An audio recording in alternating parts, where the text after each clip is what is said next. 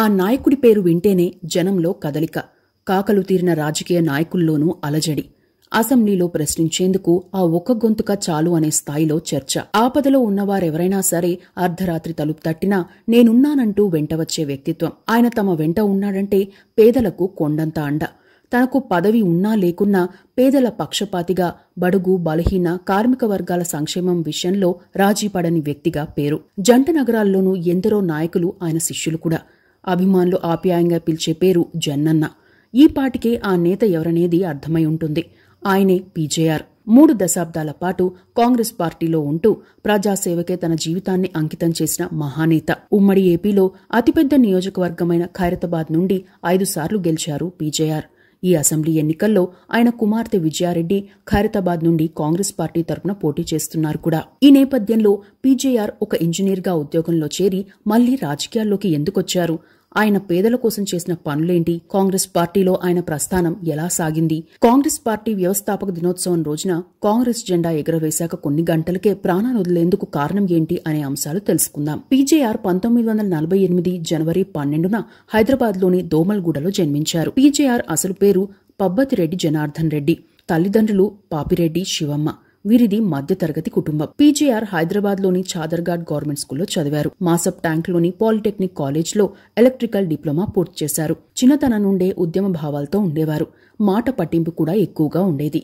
అదే టైంలో తాను ఇచ్చిన మాట కోసం కట్టుబడి ఉండేవారు. పాలిటెక్నిక్ పూర్తయ్యాక హైదరాబాద్లోని ఎలక్ట్రికల్ ఎక్విప్మెంట్ కార్పొరేషన్లో సూపర్వైజర్గా ఉద్యోగం వచ్చింది. అక్కడ ఉద్యోగం చేస్తున్న టైంలోనే కార్మికుల ఇబ్బందులను గమనించారు. కనీస వేతనాల కోసం అప్పట్లో కార్మిక సంఘాలు నిత్యం పోరాటాలు చేస్తూ ఉండేవి. ఆ పోరాటాల్లో ముందుండేవారు. అలా కొద్ది కాలంలోనే ట్రేడ్ యూనియన్ కు లీడర్ అయ్యారు. అప్పటికి టి అంజయ్య గారు కూడా కార్మిక నేతగా ఉండేవారు.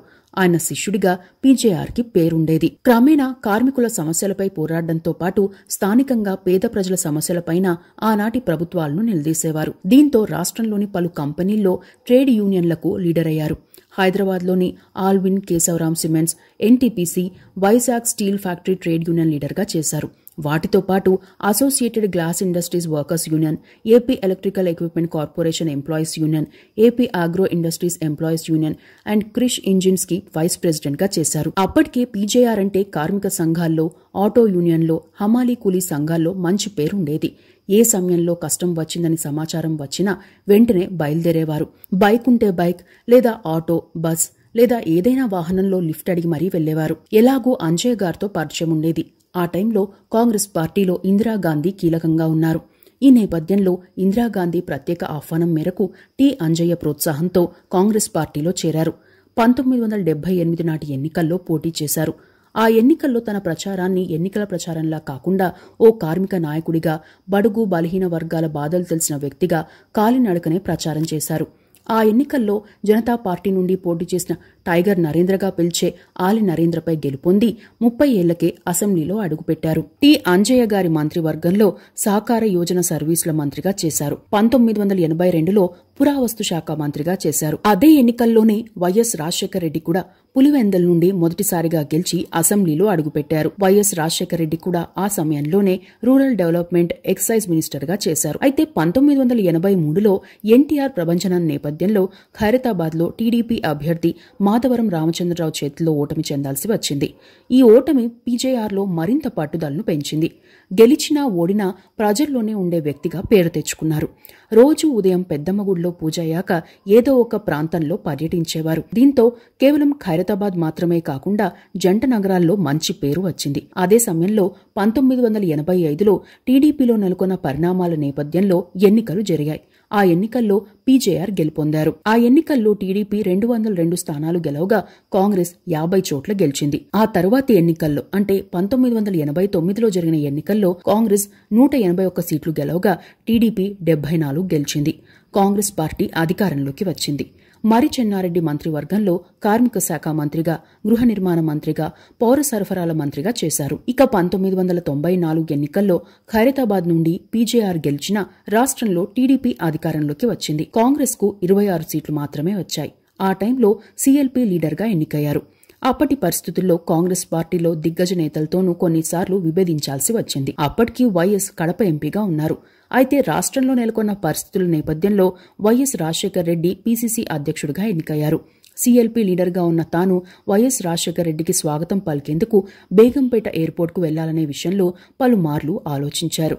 అయితే పార్టీ సీనియర్ నాయకుల సూచనతో బేగంపేట ఎయిర్పోర్టుకు వెళ్లారు. ఆ తర్వాతి కాలంలో తాను ఆ పని చేయకుండా ఉంటే బాగుండేదని వ్యాఖ్యానించారు పీజేఆర్. సీఎల్పీ లీడర్గా ఉన్న సమయంలో అధికారంలో ఉన్న టీడీపీని అసెంబ్లీలో తన ప్రశ్నలతో ఉక్కిరిబిక్కిరి చేశారు. ఖైరతాబాద్తో పాటు పలు ప్రాంతాల్లో, ముఖ్యంగా బస్తీల్లో తాగునీటి ఎద్దడిపై ప్రశ్నించేవారు. ఓ సందర్భంలో నీటి ఎద్దడి సమస్యలపై ట్యాంక్ బండ్ వద్ద ధర్నా కూడా చేశారు. ఇక కర్ణాటక ఆల్మట్టి డ్యాం ఎత్తుపెంపు విషయంలో టీడీపీ సర్కార్ అనుసరిస్తున్న నాంచివేత ధోరణిపై ధ్వజమెత్తారు. ప్రభుత్వ స్థలాల్లో గుడిసెలు వేసుకున్న పేదలను ప్రభుత్వం ఖాళీ చేయించి కంపెనీలకు కట్టబెట్టే అంశంపై నిలదీసేవారు. ప్రజాప్రతినిధుల వద్దకు ప్రజలు వెళ్లాల్సిన అవసరం లేదని, ప్రజాప్రతినిధే ప్రజల వద్దకు వెళ్లాలనే ఉద్దేశంతో నిత్యం తన నియోజకవర్గంలో పర్యటించేవారు. అంటే ప్రస్తుతం చాలా మంది ప్రజాప్రతినిధులు గుడ్ మార్నింగ్ పేరుతో నియోజకవర్గంలో పర్యటిస్తున్నారు.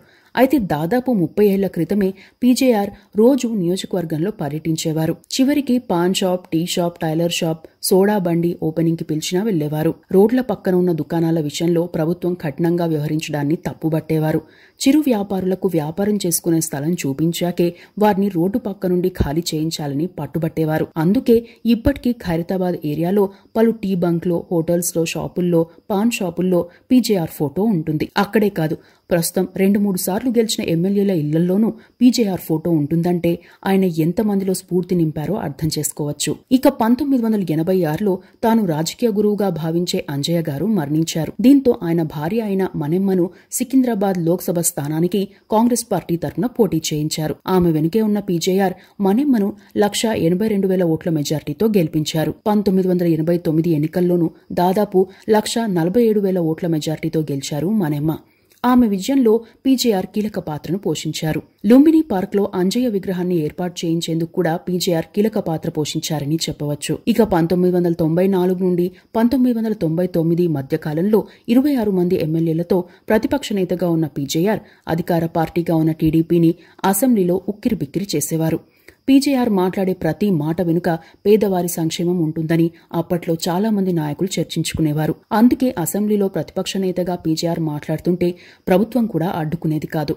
అప్పటికే ప్రత్యేక తెలంగాణ డిమాండ్ ఉంది. తెలంగాణ ఇవ్వాల్సిన అవసరాన్ని చెప్పారు.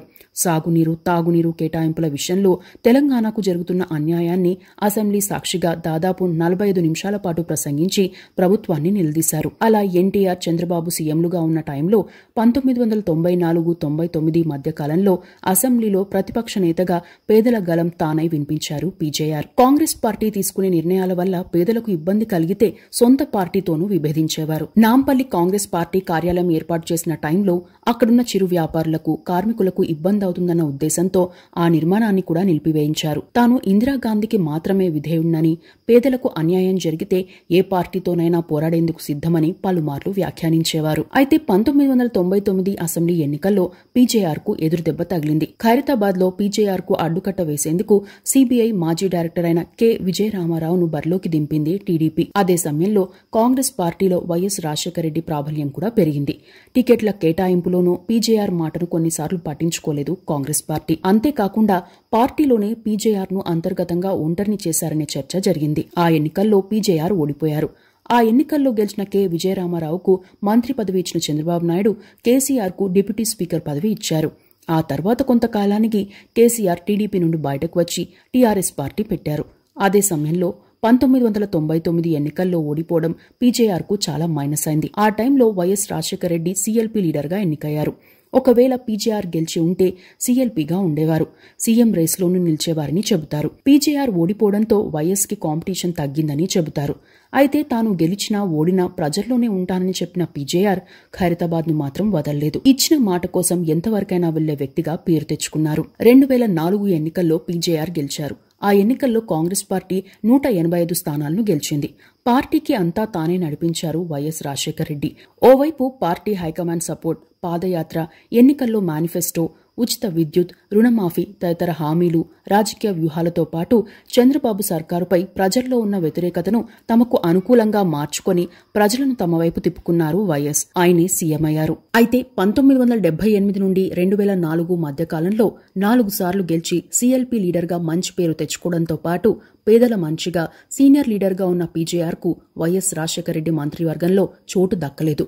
26 స్థానాలే గెలిచి కష్టకాలంలో ఉన్న కాంగ్రెస్ పార్టీని 5 ఏళ్ల పాటు సీఎల్పీ లీడర్గా ఒంటి చేత్తో లాక్కొచ్చిన పీజేఆర్కు మంత్రి పదవి ఇవ్వకపోవడం అప్పట్లో చర్చనీయాంశమైంది కూడా. అయితే తనకు పదవులు ముఖ్యం కాదని, తాను ప్రజల మనిషినని మరోసారి నిరూపించుకున్నారు పీజేఆర్. శ్రీశైలం డ్యాం నీటిమట్టం పెంపు, Pothireddypadu head regulator issue, RDS, outer ring road alignment issue, Emaar properties కు భూముల కేటాయింపు, ప్రసాద్ ఐమాక్స్, డీపీఆర్ మిల్స్ కి స్థలం కేటాయింపు తదితర అంశాల్లో వైఎస్ రాజశేఖర రెడ్డి సర్కార్నే నిలదీశారు. హైదరాబాద్ కు కృష్ణా జలాలు తరలించే విషయంలో జాప్యం చేస్తున్న చంద్రబాబు సర్కార్ని ఎలా నిలదీశారో వైఎస్ సర్కారు చేస్తున్న జాప్యంపైన అసెంబ్లీలో ప్రశ్నించారు. పలుమార్లు హైదరాబాద్లోని బల్కంపేట, బోరబండ, జూబ్లీహిల్స్, ఇందిరానగర్, వెంకట్గిరి, కృష్ణానగర్, బంజారాహిల్స్ బస్తీలతో పాటు పలు బస్తీల్లో తాగునీటి కోసం మహిళలు పడుతున్న ఇబ్బందులపై ఫోటోలతో సహా అసెంబ్లీలో మాట్లాడేవారు. ఆ క్రమంలోనే ఓసారి పీజేఆర్ను కాంగ్రెస్ పార్టీ సస్పెండ్ చేసింది. ఆ సస్పెన్షన్ పార్టీకి చాలా నష్టం తెస్తుందన్న ఉద్దేశంతో మళ్లీ ఎత్తివేసింది.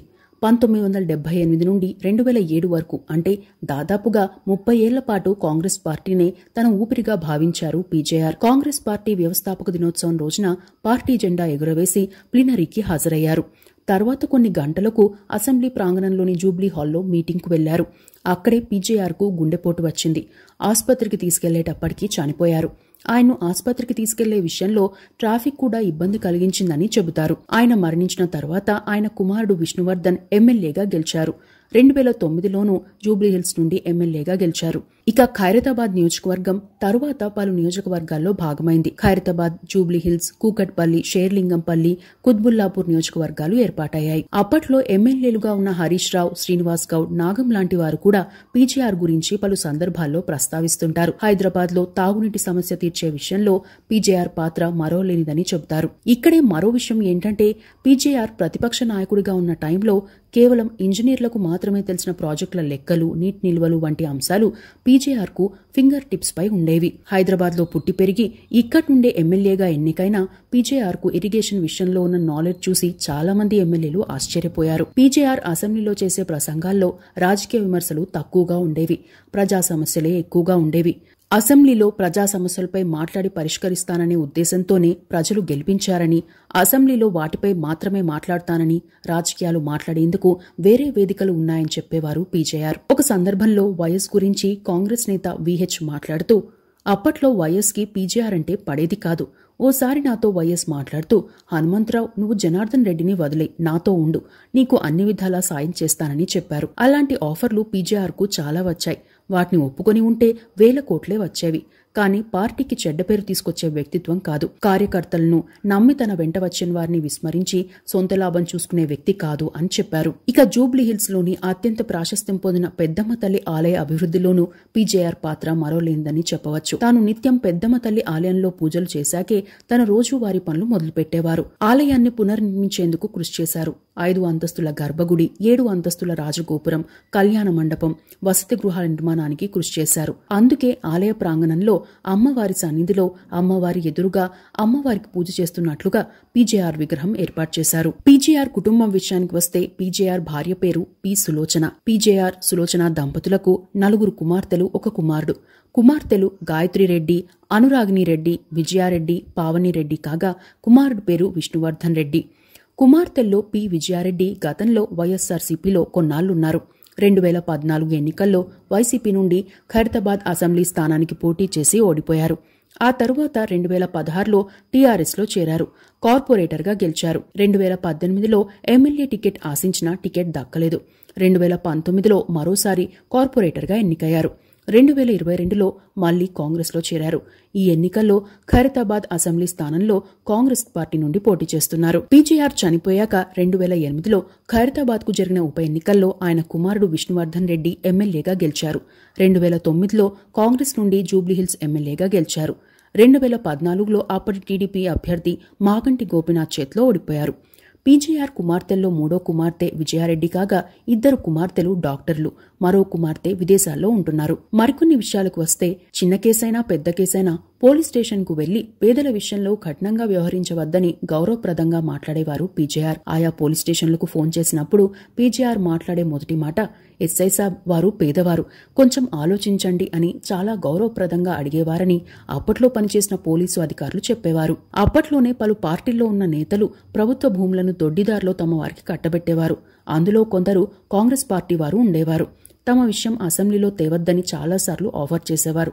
అయితే పీజేఆర్ మాత్రం వినేవారు కాదు. కొన్ని భూముల వివాదాల్లోనూ పీజేఆర్ జోక్యం చేసుకునేవారని, తనకు న్యాయం ఎటువైపు ఉందని అనిపిస్తే అటువైపు మొగ్గు చూపేవారని చెబుతారు. హైదరాబాద్లో కాంగ్రెస్ జెండా ఎగిరితేనే రాష్ట్రంలో కాంగ్రెస్ పార్టీ అధికారంలోకి వస్తుందని చెప్పే పీజేఆర్ హైదరాబాద్లో పార్టీ బలోపేతానికి కృషి చేశారు. ఎన్నికల వరకే రాజకీయాలు అని నమ్మేవారు. ఆపదలో ఉన్నవారు ఏ పార్టీకి చెందిన వారైనా సరే వారికి అండగా నిలిచేవారు. అధిష్టానం వద్ద తనకు ఉన్న గ్రిప్ కారణంగా కొందరు నాయకులు పీజేఆర్ను ఒంటరిని చేశారని కూడా కామెంట్లు వచ్చాయి. కొందరు నాయకులు ఉద్దేశపూర్వకంగానే జూబ్లీ హాల్ మీటింగ్లో పీజేఆర్ను వేదికపైకి పిలవలేదని, దీంతో పీజేఆర్ మనస్తాపానికి గురయ్యారని కూడా చెబుతారు. అప్పట్లో నక్సల్స్ ప్రభావం కూడా ఎక్కువగా ఉండేది. ప్రజా ప్రతినిధులు రాత్రిపూట బయటకు రావాలంటే భద్రతా పరంగా టెన్షన్ పడేవారు. అయితే పీజేఆర్ మాత్రం ఏ రాత్రైనా సరే మోండా మార్కెట్ నుండి మొదలు మియాపూర్ జంక్షన్ వరకు ఎక్కడికైనా ఒక్కరే వెళ్లేవారు. కొన్నిసార్లు జీపు వాడేవారు. రాత్రిపూట టీ బంక్ల వద్ద కూడా చాలాసార్లు కనిపించేవారని, కేసుల విషయంలో పోలీస్ స్టేషన్లకు కూడా రాత్రిపూట వెళ్లాల్సి వచ్చేదని చెబుతారు. కొన్నిసార్లు పోలీసులే స్వయంగా పీజేఆర్ కు భద్రత కల్పించి ఇంటి వద్ద దింపేవారని చెబుతారు. పీజేఆర్ మొదటి వర్ధంతి రోజున ఖైరతాబాద్ జంక్షన్ వద్ద పీజేఆర్ విగ్రహాన్ని ఏర్పాటు చేశారు. 2011లో పీజేఆర్ కుమార్తె విజయారెడ్డి తన తండ్రి పేరుతో పీజేఆర్ ఫౌండేషన్ను ఏర్పాటు చేశారు. ఇవి పేదల పెన్నిధి పీజేఆర్ కి సంబంధించిన అంశాలు.